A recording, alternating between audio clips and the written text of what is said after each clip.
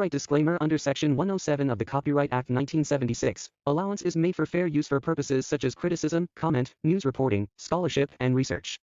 Fair use is a use permitted by copyright statute that might otherwise be infringing. Non-profit, educational, or personal use tips the balance in favor of fair use. Hara Hara Shambhu, Shambhu, Shambhu.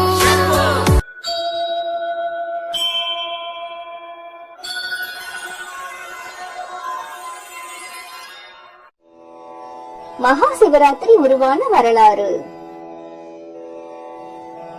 மகா சிவராத்திரியை ஆண்டுதோறும் மாசி மாதம் கிருஷ்ணபட்ச சதுர்த்தி திதியில் இரவில் கொண்டாடப்படுகிறது.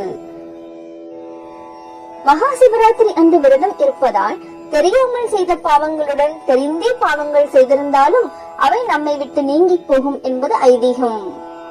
அத்தகைய சிறப்பு வாய்ந்த மகா சிவராத்திரியின் வரலாற்றை நாம் இந்த தொகுப்பில் தெரிந்து கொள்ளலாம். பிரளய காலத்தின் போது பிரம்மனும் அவரால் படைக்கப்பட்ட அனைத்து ஜீவராசிகளும் அழிந்து விட்டது. இதனால் அந்த பிரம்மாண்ட உலகம் செயலற்று இருந்தன. இந்த நிலையில் கருணையே உருவான அம்பிகை மீண்டும் அந்த பிரம்மாண்ட உலகம் மீண்டும் இயங்குவதற்கு உயிரினங்கள் மீண்டும் செயல்பாட்டில் ஈடுபட கடுமையான இடைவிடாத தவம் செய்தார். 4 ஜாமங்களிலும் இரவு முழுவதும் ஆகம விதிப்படி அர்ச்சனை செய்தாள். பூஜையின் முடிவில் அம்பிகைக்கு பரமேஸ்வரன் காட்சியளித்தார்.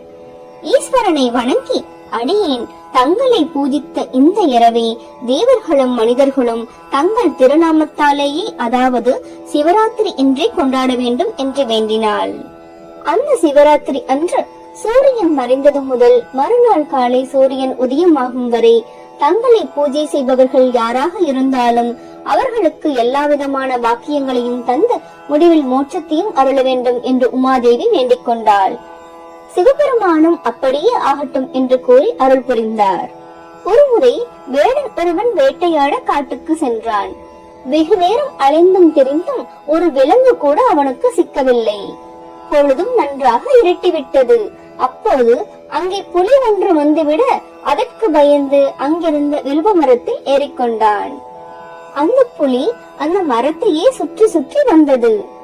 மரத்தில் கண் அயர்ந்தால் கீழே விழுந்த புலிக்கு இரையாகிவிடக் கூடும் என்பதால் தூக்கம் வராமல் இருக்க அந்த மரத்தின் இலைகளை கீழே பறித்து போட்டுக்கொண்டே இருந்தான். அந்த இலைகள் எல்லாம் மரத்தின் அடியில் இருந்த சிவலிங்கத்தின் மீது விழுந்து கொண்டிருந்தன. மேலும் அன்றைய தினம் மகா சிவராத்திரி என்பதால் இரவு முழுவதும் சிவபெருமானை கண்விழித்து பூஜித்த பலனையும் தன்னை அறியாமலேயே பெற்றான். அதன் காரணமாக அந்த வேடனுக்கு முக்தி அளித்து மோட்சத்தை அருளினார் சிவபெருமான் என்கிறது புராண கதைகள்.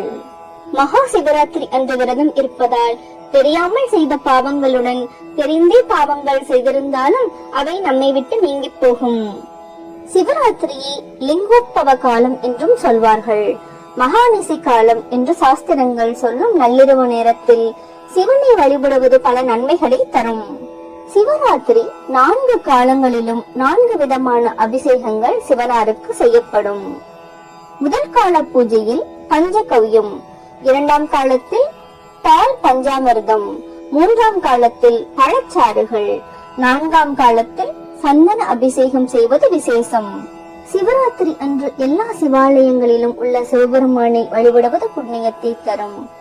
ஆனாலும் சிவராத்திரியின் மகிமையால் உண்டான சப்த விடங்க தலங்கள், 12 ஜோதிர் தலங்கள், பஞ்ச சபைகள், பஞ்சபூத தலங்கள், பஞ்ச ஆரண்ய தலங்களுக்கு சென்று வழிபடுவது விசேஷம்.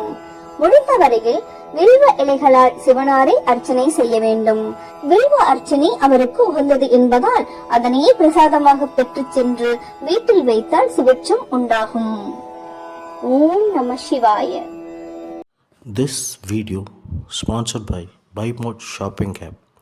BuyMode e-shopping application is one of the online shopping app now available on Play Store and App Store.